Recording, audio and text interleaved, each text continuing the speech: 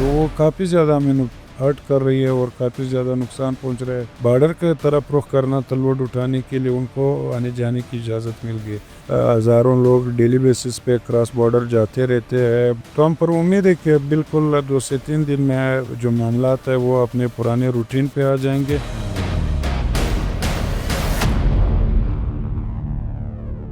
یہاں پر ہم آج کوئٹہ میں موجود ہیں. ہم یہ جاننا چاہتے ہیں کہ جو افغانستان کا جو بارڈر ہے جو حالیہ کشیدگی کے بعد بند ہوا ہے، تو یہ ہمارے ساتھ موجود ہیں عبدالنافع جان، صدر چمن چیمبر آف کامرس. انہوں نے ابھی مذاکرات بھی کچھ کیے ہیں اور اس جو کشیدگی تھی اس کو حل کرنے کے لیے جو ہے وہ کوششیں کی ہے.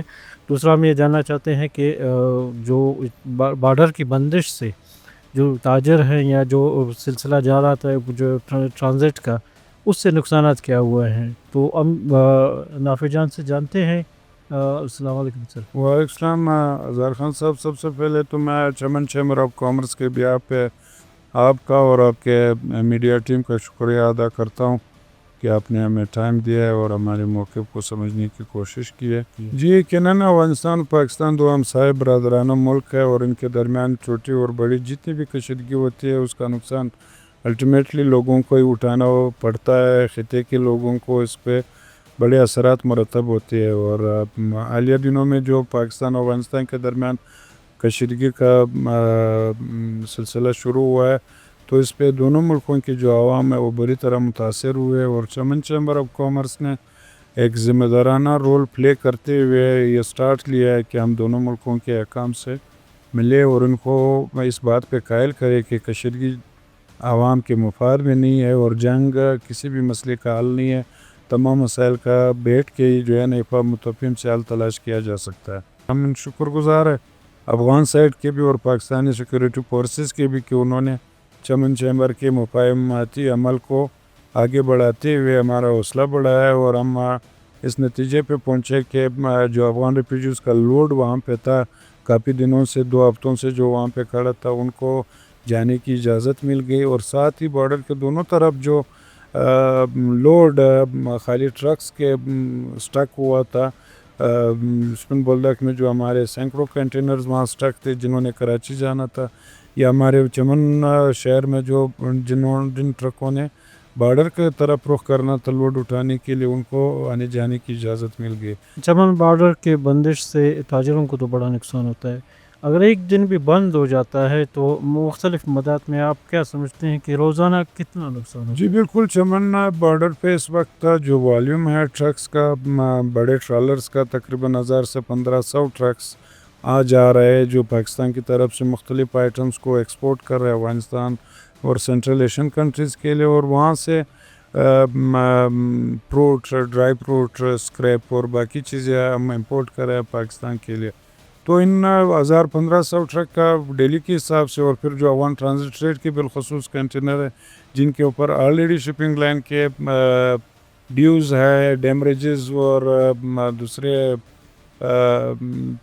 مدات میں، تو وہ کافی زیادہ ہمیں ہرٹ کر رہی ہے اور کافی زیادہ نقصان پہنچ رہا ہے.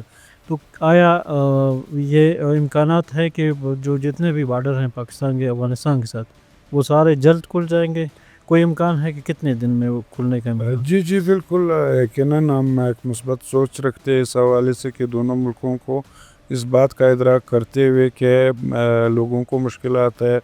ہزاروں لوگ ڈیلی بیسس پہ کراس بارڈر جاتے رہتے ہیں. چمن پہ بھی تورخام، خرلاچی، انگوراڈا، ان تمام جو انٹری پوائنٹس ہیں ان پہ، اور یقیناً اتنی بڑی تعداد میں ایک دوسروں کے طرف آنا جانا ہے.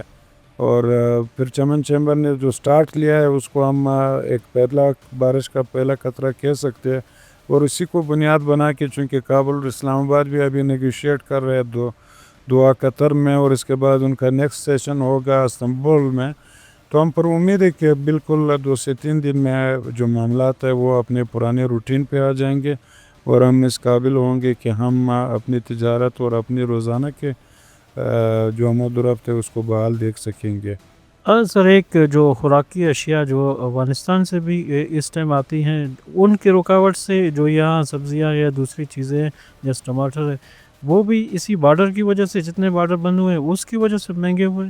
جی بالکل، افغانستان اور پاکستان کی بڑی رچ ہسٹری ہے فروٹ اینڈ ویجیٹیبل کے حوالے سے. اگر ہم کہہ سکیں کہ افغانستان کا پیک سیزن ہوتا ہے یہ فروٹ کے حوالے سے کہ وہ پاکستان کو یا انٹرنیشنل مارکیٹ کو وہ کور کرتے ہیں تھرو پاکستان. اس وقت آپ کو پتہ ہے کہ انگور کا سیزن چل رہا ہے، انار کا سیزن آنے والا ہے، سیب اس کے بیانڈ ہے. تو ان حالات میں کافی زیادہ جو سارا سال کاشتکار کسان محنت کرتا ہے، اور پھر ہمارے سائڈ میں منڈی والے اور جو آڑت والے وہ جو محنت کرتے رہتے اسی سیزن کا انتظار کرتے، اور پھر اس کی وائس ورثہ جو ہمارے پاکستان سے ایکسپورٹ ہو رہے مختلف سبزی جات ہم افغان مارکیٹ کو دے رہے. افغان مارکیٹ ہماری سبزی کی ضروریات اور فروٹ کی سبزی ضروریات کو پورا کر رہا ہے. اور جب آپ کو پتہ ہے کہ 10 سے 12 دن ایک ہیوج عرصہ ہوتا ہے، بڑا عرصہ ہوتا ہے، اس میں اگر شارٹیج ہو جاتا ہے تو اس میں یقیناً بازار میں جو لوکل منڈیاں ہیں ہماری طرف ہے، کوئٹہ ہے، چمن ہے، ایون اسلام آباد، کراچی ہے، اس میں چیزوں کی قیمتیں کافی آسمان کو چڑھنے لگ جاتی ہے. اور افغان سائڈ پہ بھی اسی طرح کی صورتحال ہے. یہ تھے عبد النافذ صاحب جو بتا رہے تھے کہ امکانات ہیں کہ جو چمن بارڈر ہے یا دوسرے بارڈر ہیں وہ جلد ہی کھل جائیں گے، اور جو تجارت روٹین کے مطابق پہلے چل رہی تھی وہ دوبارہ اسی طرح سلسلہ چلتا رہے گا.